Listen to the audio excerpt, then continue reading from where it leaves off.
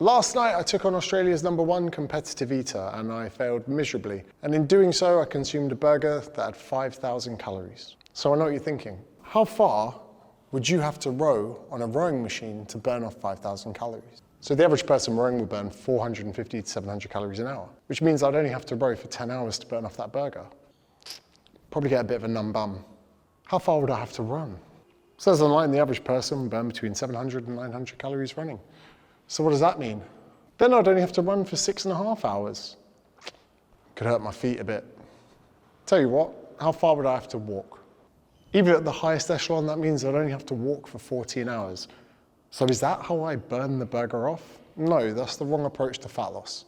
If you were to go online and use my calorie calculator, I worked out for fat loss that I need 2,709 calories a day, but that does not mean that I need to burn 2,709 calories a day. You see, this number a calculator gives you comes from two different areas: resting energy expenditure and non-resting energy expenditure. When a calculator asks you how active you are, it's trying to determine your non-resting energy expenditure. So if you're very active, this will be bigger, and if you're quite sedentary, that'll be smaller. But this part here is determined by your height, weight, and age. And that's the majority of your calories. And again, if I replicate it on this side, exercise activity thermogenesis, which is going to be your training.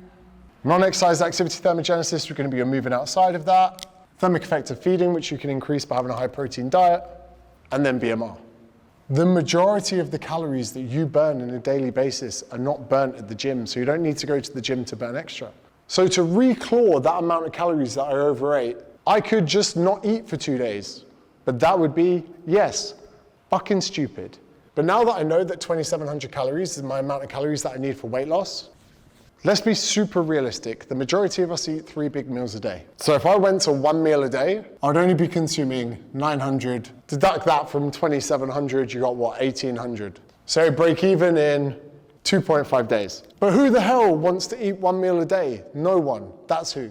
So maybe you could intermittent fast, where you just have 2 meals throughout the day. So that's going to be consuming 1,800, putting yourself in a deficit of 900, which means it would take, what, 6 days. The more sensible your approach after a bout of overeating or over-consuming food, the longer the period of time it's going to take to reclaim that amount.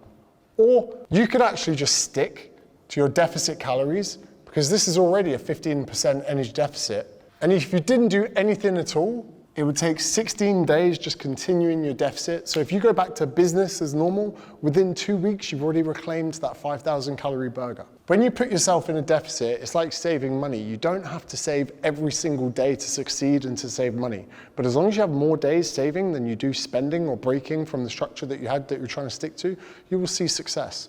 But remember, there are always tools at your disposal. Just because you slip up with your diet or you overconsume calories, you can do something about it or not do something about it.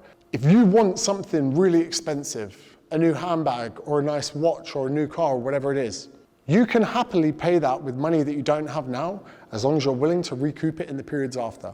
Dieting should be seen the exact same way, but you won't be paying it off for half as long as most things that you buy. And if you see indulgences like that, you can make living with them a lot easier. If you know you're going out for pizza this weekend and you're going to have thousands of calories, maybe don't have breakfasts in the morning leading up to it. It really is that simple. This is how lean people stay lean.